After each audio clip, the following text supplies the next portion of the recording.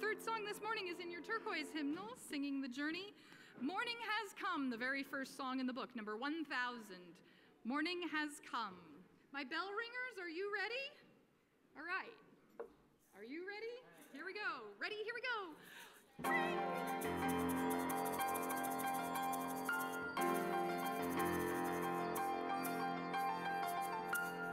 Morning has come, arise and greet the day.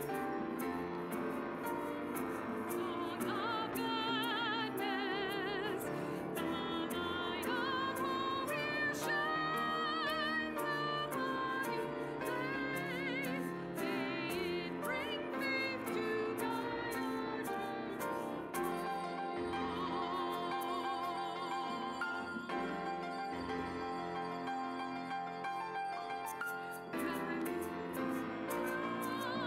Once more the gift is given. Wonder fills this moment shared together. The light of peace here shines upon each face. May it bring faith to guide our journey.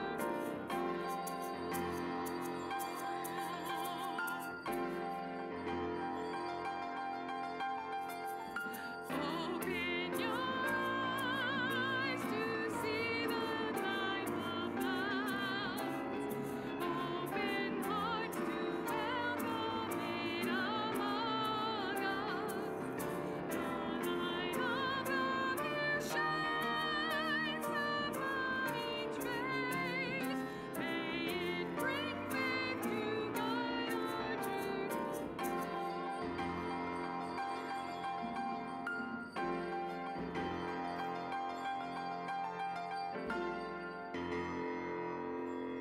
Good morning. Please take a moment and greet your neighbors. That was awesome. I have to do the ballad.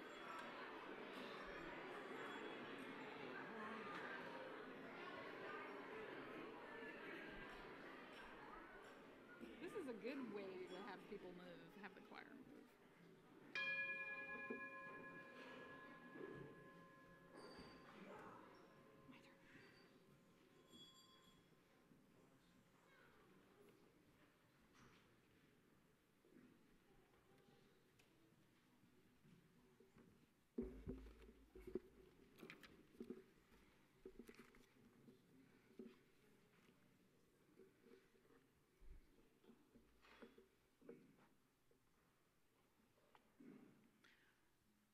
O light of life, be kindled again in our hearts as we meet together this morning to celebrate the joy of human community, seeking a wholeness that extends beyond ourselves. Good morning. I've asked June to light this candle of memory for Jean Butler, who died on April 28th. She was a member here for many, many years till she went to move in a nursing home near her daughters. And they took good care of her. And I just want to say here on Mother's Day, I think anybody, when I see daughters and sons taking good care of their parents, I know they must have been good mothers. So I think of her every time I look at this table right down here because she was a wonderful sewer and she spent her talents in much more difficult projects, but she hemmed all of our tablecloths here. So I want to offer our condolences to her family. And at this time, I'd like to invite you to join your hearts and minds in the spirit of worship with these words by Ernesto Cardinal. The music of the spheres, a harmonious universe like a harp. Its rhythms are the equal repeated seasons, the beating of the heart, day, night, the going and returning of migratory birds, the cycles of stars and corn, the mimosa that unfolds by day and folds up again at night, rhythms of moon and tide, one single rhythm in planets, atoms, sea, and apples that ripen and fall, and in the mind of Newton. Melody, accord, arpeggio, the harp of the universe. Unity behind apparent multiplicity. That is the music.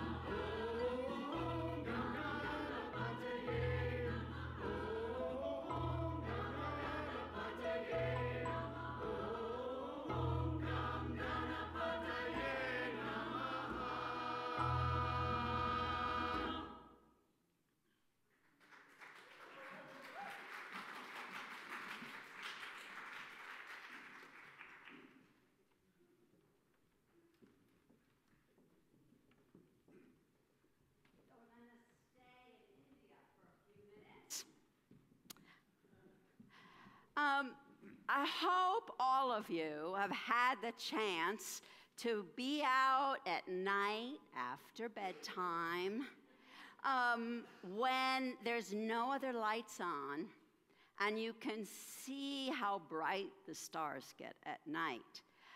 Indeed, sometimes you can even see what they call the Milky Way, which is really the rest of our galaxy, all the stars that are nearby, and it looks like milk up there in the sky. And I'm pretty sure that just looking up at that Milky Way is what inspired this story. It's an ancient, ancient story from India. Many, many people tell it all different ways, but it always starts with an insult and a curse. Indra was the new hot god on the block. And he kind of reminded me of the captain of the football team when I was in high school. Thought he was great. And he insulted the holy man who would sit and meditate in the corner of the street day and night. And that holy man may have looked a little raggedy, but he was very powerful. And he cursed Indra and all of those young gods. And he said, "You will have no more power. Your power is gone." And that curse worked, because those young gods and goddesses found that they were very weak. And they were really angry. And I'm sure they did a little blaming, Indra, it's all your fault, and, that kind of thing. But finally, Vishnu, one of those gods, said, "I think what we need is the nectar of life. And I understand that it can be found at the bottom of the Milky Ocean." And they're talking cosmic. This big, huge ocean that takes up half of the universe. And says, and everybody's like, "Well, how are we going to get it?" And he says, "Well, we all know how to churn butter. Maybe it's like churning butter. Have any of you ever seen butter be churned? Have you ever seen that? Some of the grown-ups have. Yeah. So you put the milk in a bucket, but now we have an old ocean of it, and you need a paddle. And what they did in India, what they still do, is they put a rope around the paddle, and they just pull back and forth, and that keeps stirring the milk until eventually all the milk fat rises to the top and becomes butter. And Vishnu knew this because Vishnu loved butter. There's a lot of stories about him stealing butter. So what they did was, they said, "All right, so we've got this great milky ocean. How are we going to make it into a butter churn?" And so one of them went off and got a huge mountain and put it right in the middle. And that mountain was going to be the churning stick. And what are we going to do for a rope? Well, the king of snakes said, I volunteer. I could be the rope." Very big snake, because he could wrap around that huge mountain, and they could grab him on either end. Well, they started to, they couldn't yank it at all. It was just, the mountain was just too big.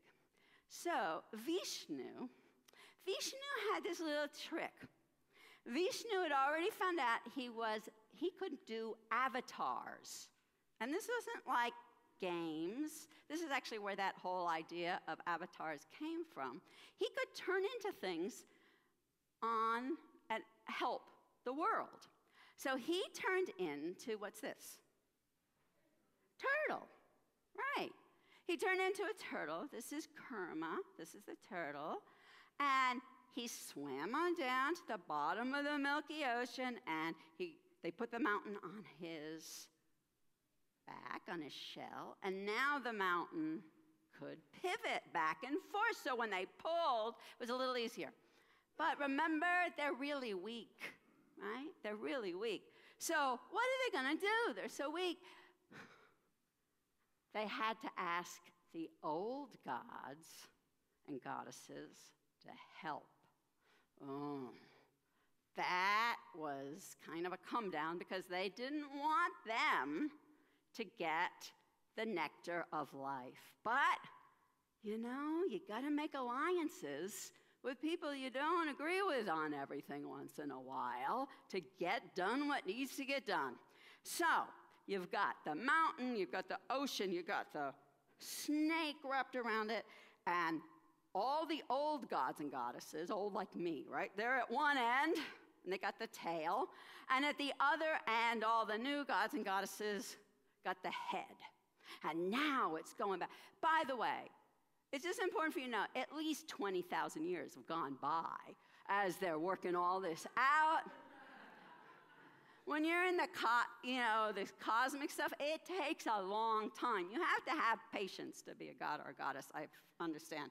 So they took this snake, and they're back and forth, and the churning is starting to happen. The milk is churning, but the snake gets kind of seasick because they're moving him so much, and he throws up all his poison.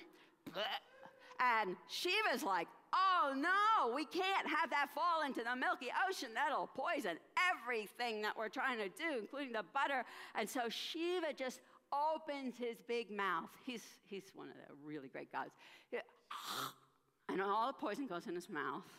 But then Parvati, who's kind of his girlfriend then, they get married later, she's like, no, I don't want Shiva to die, right? So she runs over to him and she starts choking him. Everybody's going, she's killing him. That's terrible. But no, what happened was he didn't end up swallowing the poison. It all stayed in his throat. And that's why in a lot of the pictures he has bright blue throat, just in case you were curious. Probably not. But anyway, I always thought it was kind of cool. He has his bright blue throat. So he saved him from the poison. Now, I got to tell you, it wasn't just 10,000 years they had to churn this milky ocean. It was 20, 30, 40, 50, probably about 100,000 years. And they're going back and forth. But they keep at it, right? And things start coming to the top, rising to the top like butter. The first thing that came up was a moon, and then a big elephant, the first elephant they ever saw, and then a beautiful horse, and 2 trees that gave fruit and flowers, and then a bunch of dancers came up. Oh, they'd never seen that dance to this kind of music. And then Lakshmi, a goddess who was the goddess of all the arts and all the wealth, came up. She married Vishnu later. And all these precious gems, diamonds and gold. And finally came up the physician of the gods and goddesses. And in its hand was this beautiful alabaster jar, and in that was the nectar of life.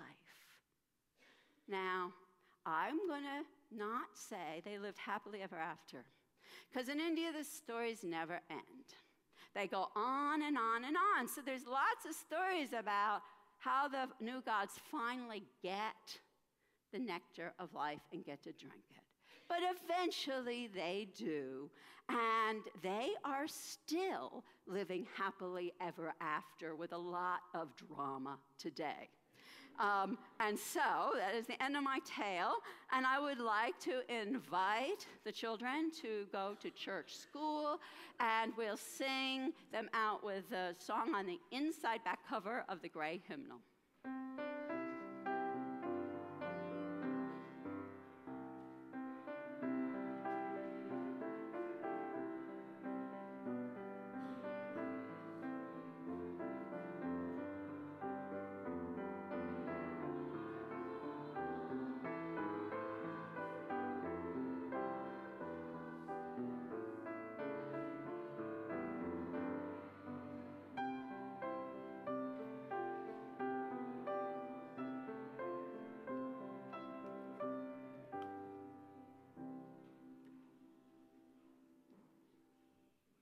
Good morning.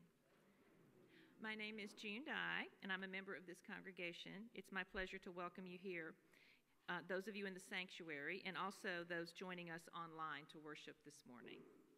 In order to reach a wider community than those able to be physically present on Sunday morning, portions of this service are live streamed and available on YouTube and on our website. Before I continue, let me remind you to please silence your cell phones. As Unitarian Universalists, our spiritual paths vary, but in this congregation we have made a covenant together. We affirm our interdependence, celebrate our differences, and work for justice. We deepen our relationships as we create a compassionate, welcoming community, nurture spiritual growth, and act on our values in the broader world. I want to extend a special welcome to visitors worshiping with us this morning. We ask that you wear the paper name tags because it helps us to get to know you better. If you are seeking a spiritual home, we hope you may find it here. Whether you are new to Unitarian Universalism or visiting from another UU congregation, we invite you to stop by the welcome table after the service to have any questions answered. People become members of this congregation by signing the membership book and supporting the church with their time and finances. If you are considering joining the church, please talk to our assistant minister, Holly Miller, or our minister, Gail Seavey. Following the service, we hope everyone will enjoy coffee and fellowship in the social area, where you will also find information about current opportunities for engagement and reflection. There are a number of announcements in the weekly bulletin, which I hope you will read. And I have a few more. There are two important NOAA events.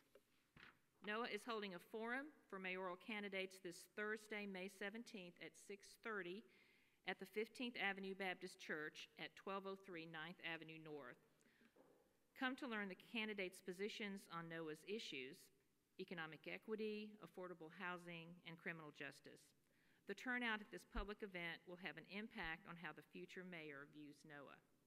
Also, the NOAA Spring Fundraising Banquet is Thursday, May 31st at 6:15 at Meharry College, Cal Turner Family Center. Bakari Sellers is the speaker. When he was elected to the South Carolina legislature, he was the youngest African American elected official in the U.S. For tickets or donations, visit the social justice table in the social hall after the service. Also, the church picnic will be held next Sunday, May 20th, after the second service. The fellowship committee needs volunteers to help with setup, serving, and cleanup, and also people to sign up to bring specific dishes, especially desserts and side salads. We'll be signing up volunteers in the social hall after services today. Look for the church picnic sign-up sign. Live music will be provided by Surface Tension. We'll have a lot to celebrate that day, which is also RE Sunday. We're looking forward to a big crowd and hope to see you there. Thank you.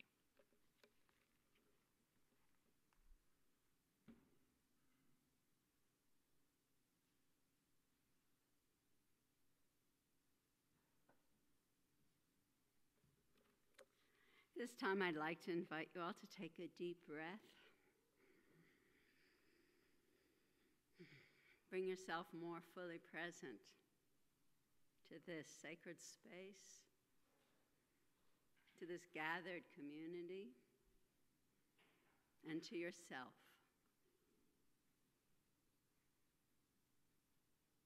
And as you become more present to yourself, you may become more aware of those moments from the last days or hours that you bring here with you. Especially those moments that have struck your spirit at its heart. If any of you have such a profound joy, sorrow, or concern that you'd like to make present to this gathered community, you're invited to do so. Our chaplain this morning, Kathy Chang, will help you. You get to pick a rock and put it in this bowl of water. And if you would like to have Kathy or me read of that joy or concern, please write it out as legibly as possible on the yellow slips of paper in your pew and hand it to me when you put your rock in the water. Thank you.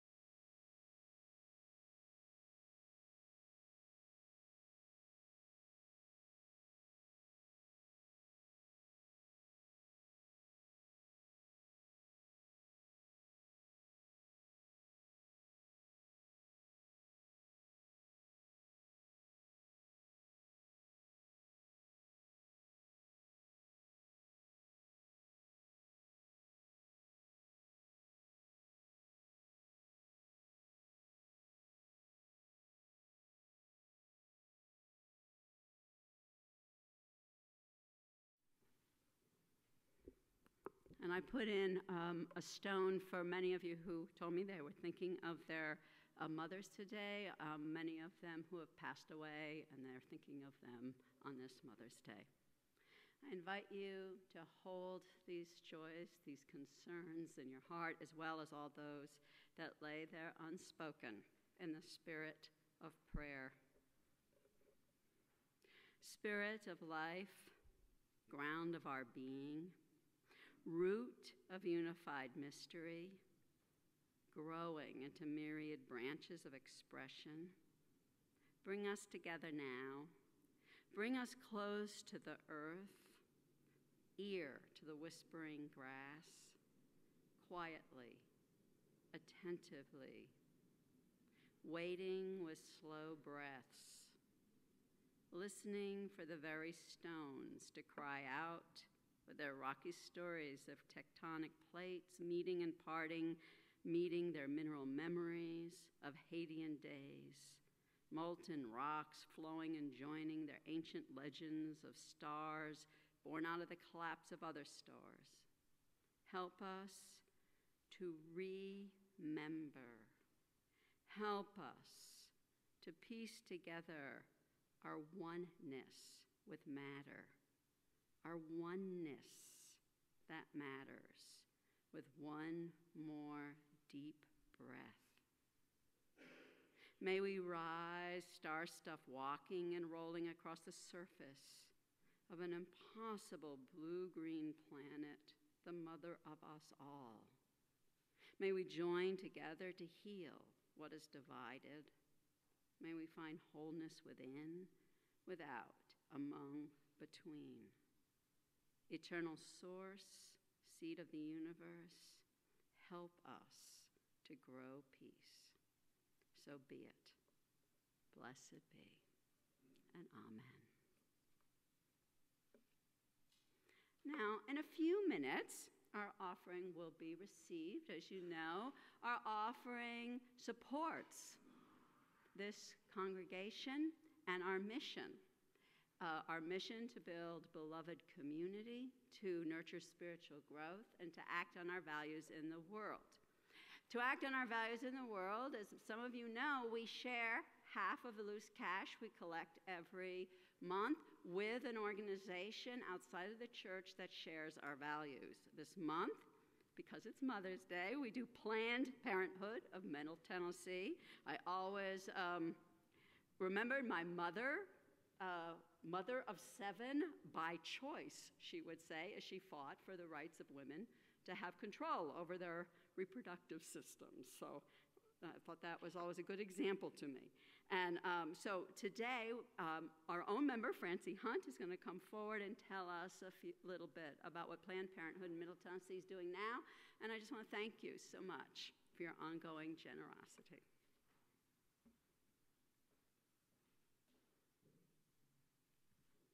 Hi, hello everyone. It's so great to be here. When I heard the song from the choir this morning, I was so happy. I just was smiling the whole time. So I just want to start by saying thank you for that. That was wonderful.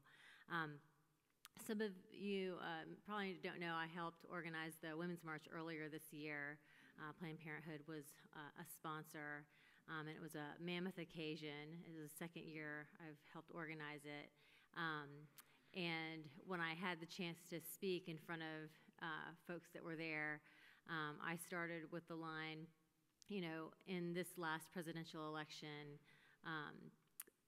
if we've learned one thing, it's that in America, anything is possible, and and that's really true. And I loved the story this morning around where Parvati came and basically strangled I think Shiva, in order to save the planet. So it kind of takes a goddess to make things happen. And but there's a lesson there in terms of real transformation and taking something that's poisonous and turning it into ambrosia, into the nectar of life. And so I feel like that's where we are right now as a nation, as a community, as a globe. And the transformation that we have, the opportunity that we have during this time of transformation is to really assert our values out there. We're very, I think and where there's a line, I think, with Planned Parenthood around the idea that sexuality is a part of the human experience. And as a OWL instructor, one of the values that we have is, that idea that sexuality is inherent in your spiritual development. And, I think that that's something that we can create a world that looks at human sexuality in a positive manner, so that we can make sure that all of the educational pieces and the healthcare pieces are in place, so that people can live their full lives, which is why I love this congregation, and I love the work that I get to do every day with wonderful folks like Jessica Young and Tanya Surowitz, who's on our board, and so many and countless generous donors from this congregation to help support our work. For those that don't know, Planned Parenthood is a healthcare agency. We provide 90% of our services go to life-saving cancer screenings, sexually transmitted infection testing and treatment. We're proud to be one of the few providers of trans care in the southeast region of the United States, which is wonderful, one of the few places that folks can go for care. We obviously also provide women's women exams. So people come to us because we provide non-judgmental care. We also provide abortion, which is what kind of gets a lot of controversial attention in the public light, but we view abortion as part of women's health care, just like we view birth control as part of women's health care, and those things need not be politicized. They need to just be available.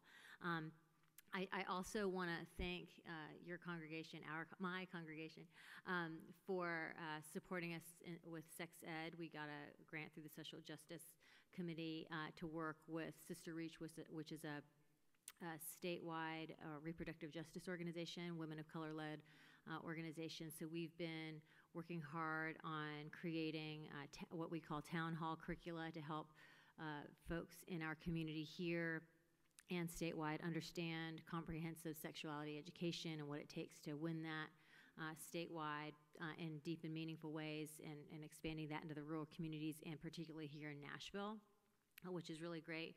And specifically, I'm here today as the plate will be passed to support our Power of Pink gathering. It will be the largest gathering of Planned Parenthood supporters and women's health supporters in the country in Detroit in July.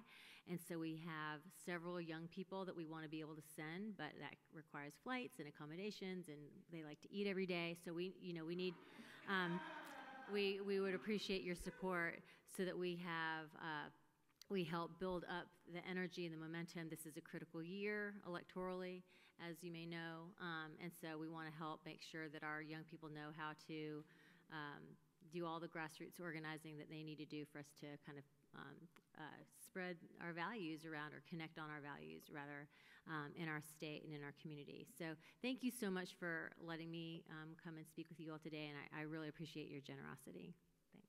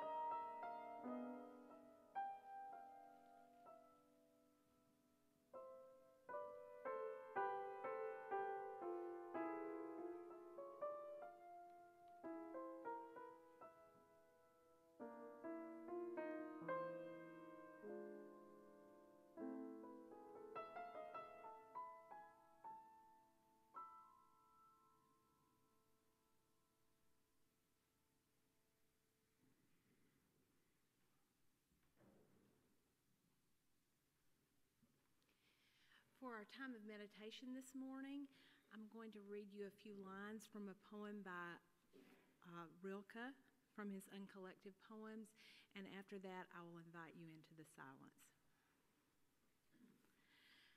Night, in my eyesight shuddering, but in yourself so firm, inexhaustible creation, continuing on over the earth's remains, full of young star fields that hurl fire from the black at their edges into the soundless adventure of the space between. By your very being, transcender, you make me feel small, yet at one with the dark earth. I dare exist with you. And let's take a moment into this silence.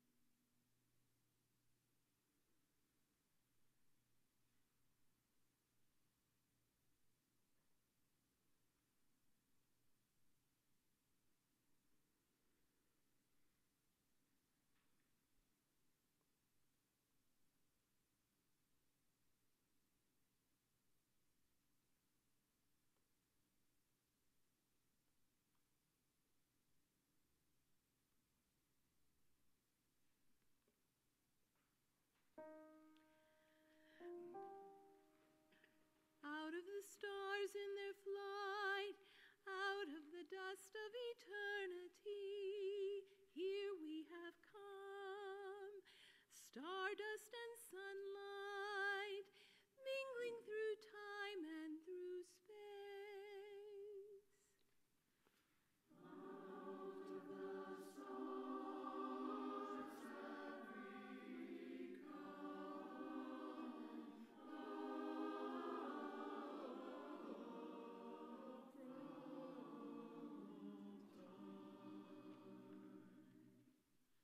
Time out of time, before time, in the vastness of space, earth spun to orbit the sea, earth with the thunder of mountains new born, the boiling of the seas. Earth born by sun, lit by sunlight, this our home. Out of the stars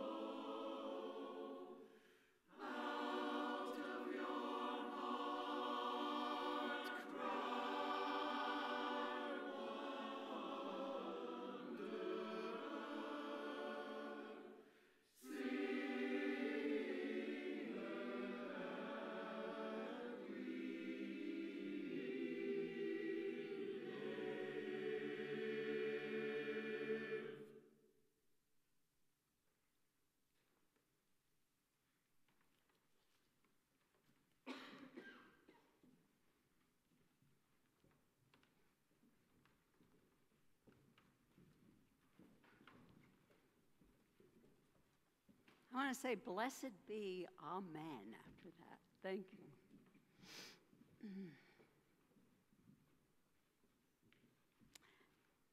You may have noticed I rarely talk about God. Some people think that's strange, and some people are relieved.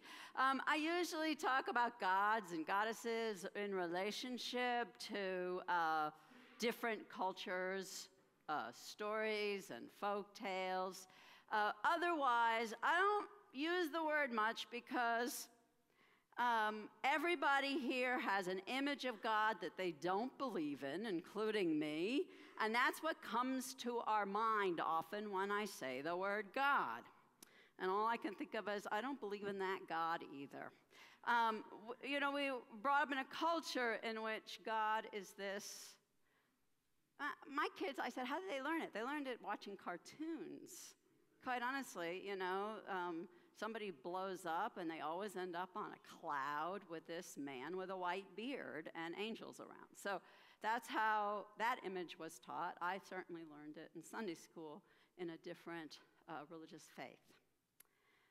I think, however, the word God's an important word to use because it is all through Western culture and in some other cultures the signifier, the word that's used to talk about an experience of transcending. An experience of transcending, an experience of being part of something larger than yourself. That's a very human experience, and all the rest is interpretation. All the rest is interpretation. And interpretation is fun, right? So I have had so many people here tell me stories of experiences they've had of transcending. And I'm not saying of transcendence, because these are experiences. They're verb. I'm going to only use a verb for transcending. They're often, we sing all these songs about the dark, because so many people have told me they've been out on the top of a mountain or out in a prairie on this dark night, and that experience is the paradigmatic transcending experience of you feel so small and connected to something so big out there, knowing that there's cosmos, galaxy after galaxy, and we can't even imagine it. And yet, we're connected to it. It's awesome. It's about awe and wonder. But people feel that same experience looking into the eyes of a newborn and seeing this life, this mystery of life. So it's the most intimate and the most grand of this experience. Now, I started to understand that it was all interpretation when I was in divinity school, and I was studying the Hebrew Bible, and we were studying what the word shalom meant to these tribal people from thousands of years ago. The tribal people, they're nomadic a lot, so there's, bringing their sheep and their goats with them, or sometimes they're doing some gardening, and they see the universe with very observant eyes, because like all tribal people, if they don't observe very well, they're going to starve to death, right? So they see what is true in many cultures, a three-tiered universe. Very simple.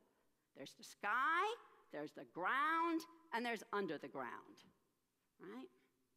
So they know that they are in relationship with this universe, which is larger than they are, and that they have a reciprocal relationship with it, that it gives to them their food and they give back to it, and it just is a circle. So, and they know that it's ongoing. They know it's complex, that all kinds of things are happening, and shalom is that moment that repeats over and over again in the midst of the chaos in which there's harmony. In which there is harmony. It's repeated. That's why they ritualized it, because we all have to be reminded that we all have to shift our body in the chaos all the time with every muscle and find a balance in the moment, and then we're thrown off again and we have to do it again. Okay? So shalom is a moment in the midst of chaos. And they ritualized it. You know, they put their temple at the top of the mountain so it was near the sky. And there was a spring there that came up from the underground, which was another source of life. So they had the sun, and the inspiration from their god was the sky god, so that made sense to them. And their ritual was people would bring their animals that they raised, that gave them life, and they said they sacrificed them, but they cooked them, and they ate them, but the smoke went up to the heavens, so they were giving gratitude to the heavens, and the blood went down into the earth. They gave back to the earth, which had fed them and these animals with the grass and the water. And they felt that helped that cycle from sky to water go through and keep them all alive. It was a point of balance at that ritual for them. Now, hundreds of years later, I finally found a theology that explained that in words that I understand. With our modern science, which is, of course, we have a much more complex idea of the universe, and it was a theology called Process Theology that was first thought about by Alfred North Whitehead, who was a mathematician. He didn't think of himself as a religious person at all, because to him, religion was an institution, which is a good institutional religion. That is a good definition for religion. It's the churches and the synagogues and stuff that support a certain kind of ritual. These books that are like the mainstay of mathematical logic through all the 20th century. He was considered the architect, the foundation of computer science mathematically.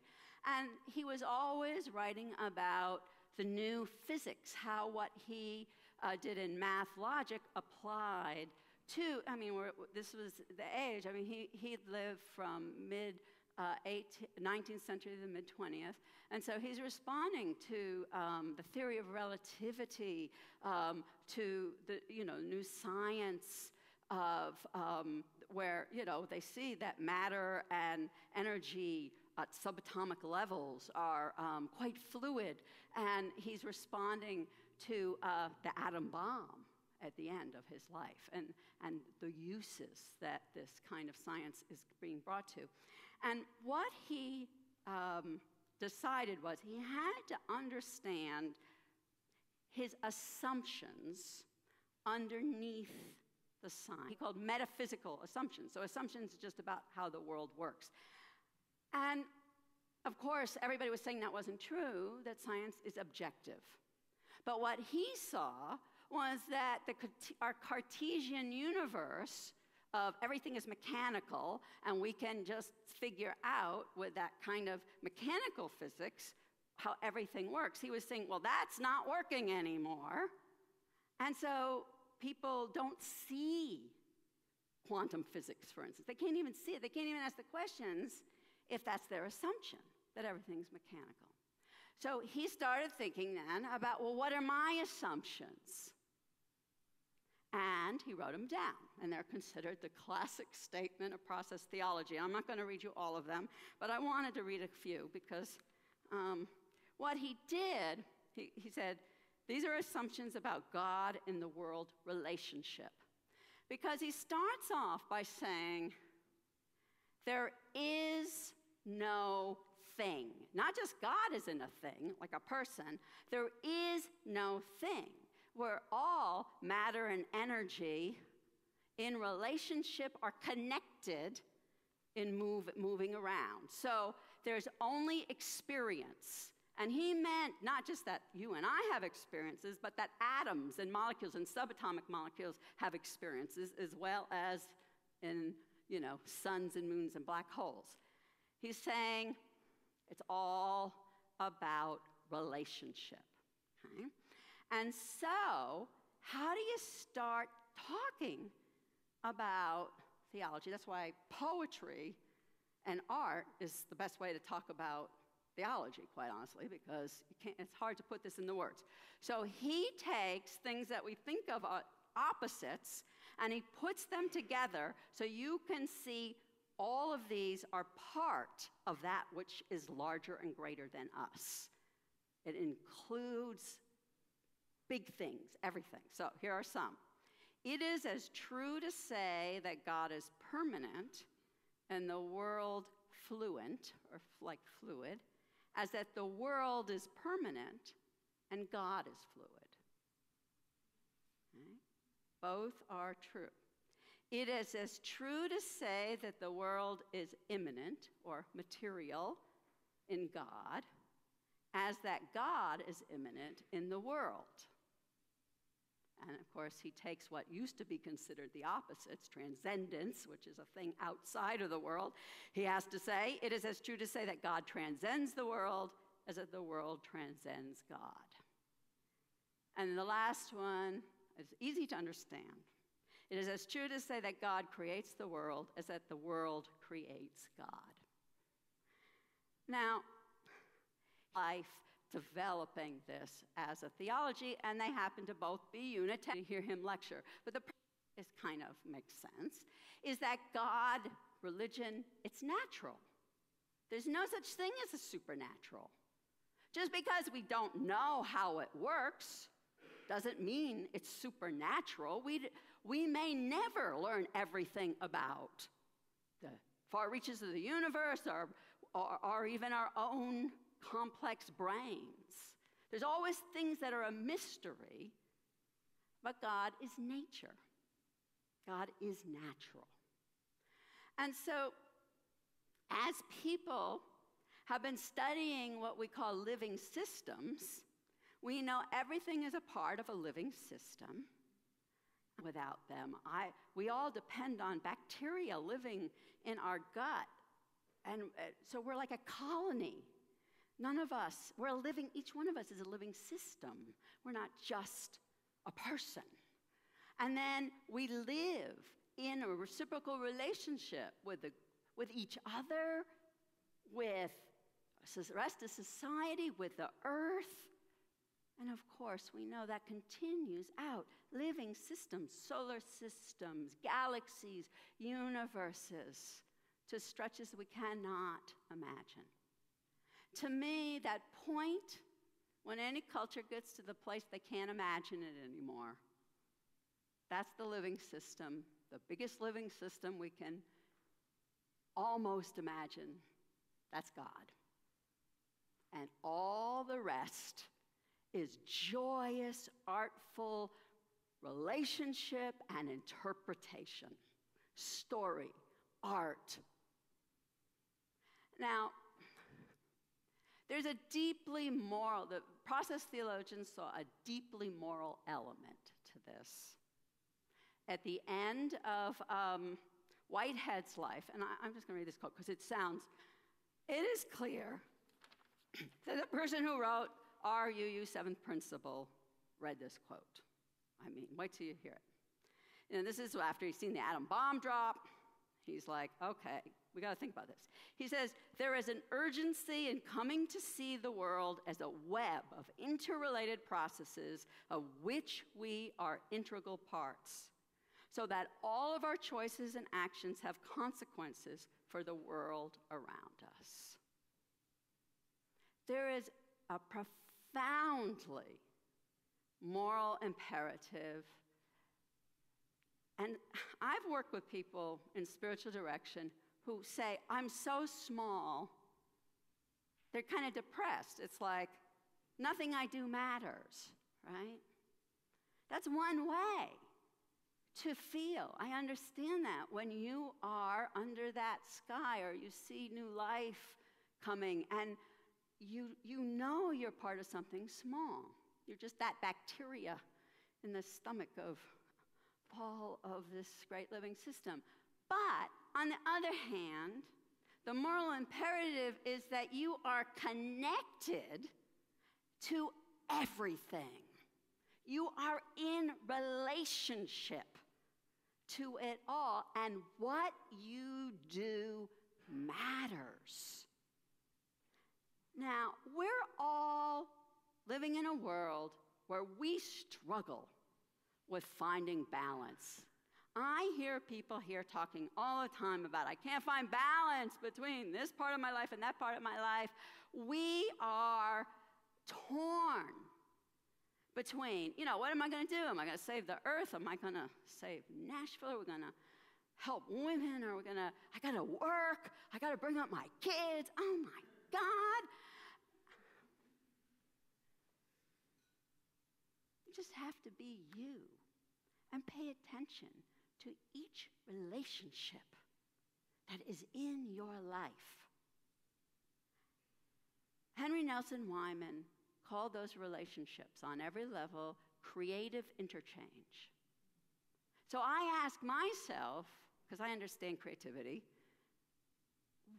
what am I creating here?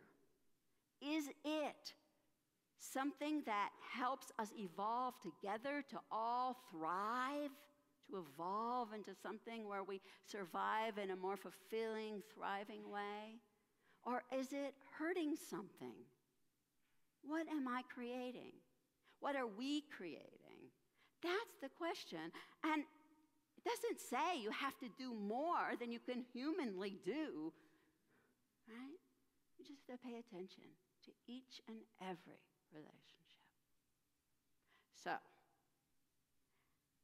it's wonderful now that we live in this global world where people from all these indigenous societies and different religions are going back to their ancient stories, like churning the Milky Ocean, and seeing that it's teaching, those stories teach us how to live in reciprocity with the rest of the universe. I mean, that story, I told it because it's been getting me through the hard times lately of all the pushing and pulling of social justice world that I'm involved in. Okay? Why is it that us progressives can never get along with each other? Oh my gosh. So, patience. I have to learn patience and how to swallow the poison, right? We all do. So, but I think we all are feeling on the edge in different ways, searching for moments of harmony. And I want you to know, to close this, that every one of your bodies knows how to do this. Have any of you ever danced or done yoga or gone rollerblading or ice skating or ridden a mountain bike? Have any of you ever, my granddaughters, we set up this taut line for them. They had the best time trying to balance, falling off, every muscle learning, every step off. We all have had some experience that we hold in our body of what that feels like. It could be getting yourself up out of the wheelchair and onto a chair. My mom just giggles when the lift seat lifts up and starts pushing her up so she could stand. She's got to get her balance. It's fun. How can we bring that sense of play and fun to all of the reciprocal balancing act we're doing with all that is our life? We got to dance, guys. Got to dance. May it be so.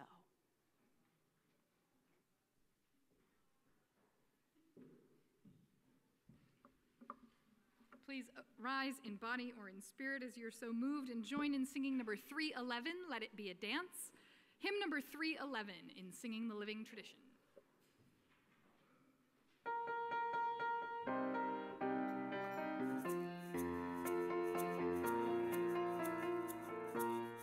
Let it be a dance we do. May I have this dance with you through the good times and the bad times too. Let it be a dance. Let a dancing song be heard. Play the music, say the words, and fill the sky with sailing birds. Let it be a dance. Let it be